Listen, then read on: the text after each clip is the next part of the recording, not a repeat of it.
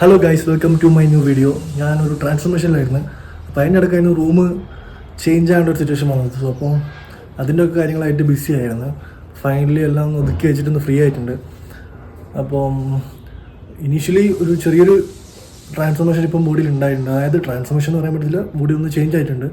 മുന്നേ ഒരു എന്താ പറയുക, ഒരു പഫി ആയിട്ടിരിക്കുന്നുണ്ടായിരുന്നു, ഭയങ്കര സ്പോഞ്ച് പോലെ ബോഡിക്ക്. ഇപ്പോൾ അതിലൊന്ന് ടൈറ്റായി, ഷോൾഡേഴ്സൊക്കെ ഒന്ന് കുറച്ചും കൂടെ ഒന്ന് ബ്രോഡായി, ഒന്ന് പംപ്ഡ് ആയിട്ടുണ്ട് ബോഡി. സോ ഞാനത് കാണിച്ചില്ല ബോഡീൻ്റെ ഇപ്പോഴത്തെ കറൻറ്റിലുള്ള ചേഞ്ചസ് ആണ്.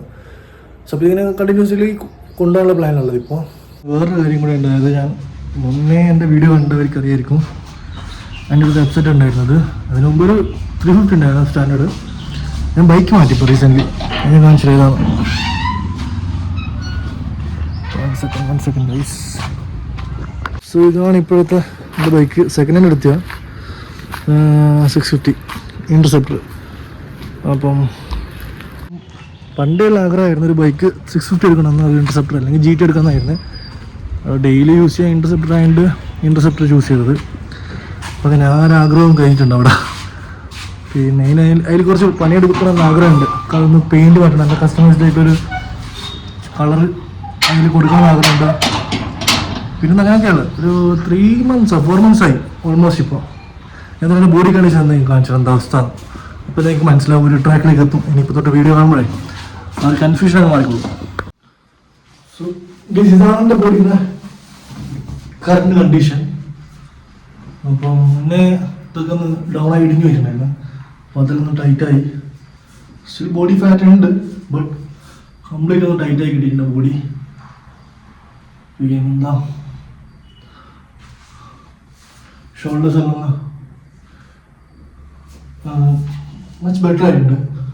മുന്നേ ഇങ്ങനെ ഉണ്ടായിട്ടില്ല, എല്ലാം ഒന്ന് ലൂസായി, എന്താ പറയുക, ഭയങ്കര സ്പോഞ്ച് ആയിട്ടുണ്ടായി. ഇപ്പോൾ ഇതൊക്കെ ഒന്ന് ടൈറ്റ് അടിപൊളിയായിട്ടുണ്ട്. ട്രാപ്സ് വന്നിട്ടുണ്ട്. ട്രാപ്സൊക്കെ ഒന്ന് ഡൗൺ ആയിപ്പോയിട്ടുണ്ടായിരുന്നു. അപ്പോൾ അതൊന്ന് പൊങ്ങി വന്നിട്ടുണ്ട്. ബാക്ക് ഇവിടെ ഓൾറെഡി ഫാറ്റ് ഉണ്ട്. അത് ജെൻറ്റിക്ക് തന്നെ അവിടെ 5% കൂടുതലാണ്. സോ ബാക്കും കുഴപ്പമില്ല.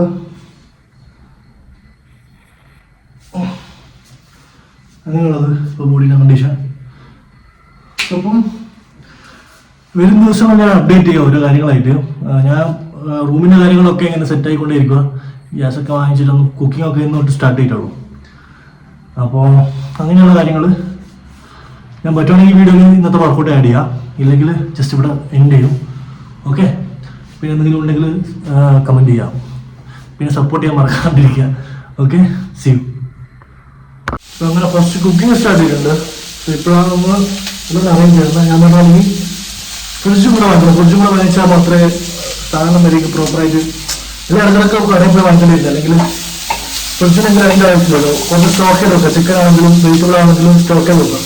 അപ്പോൾ സ്റ്റോക്ക് ചെയ്യാൻ പറ്റുന്ന ഇഷ്യൂസിൻ്റെ ബാക്കിയൊന്നുമില്ല. സോ അപ്പോൾ ഞാൻ ഫിനിഷ് ആയിട്ട് സാധനം ആയിക്കൊണ്ടിരിക്കുന്നുണ്ട്. അപ്പോൾ ഇതൊക്കെ കഴിച്ചിട്ട് വേണം വർക്കൗട്ട് ചെയ്യാൻ പോയത്.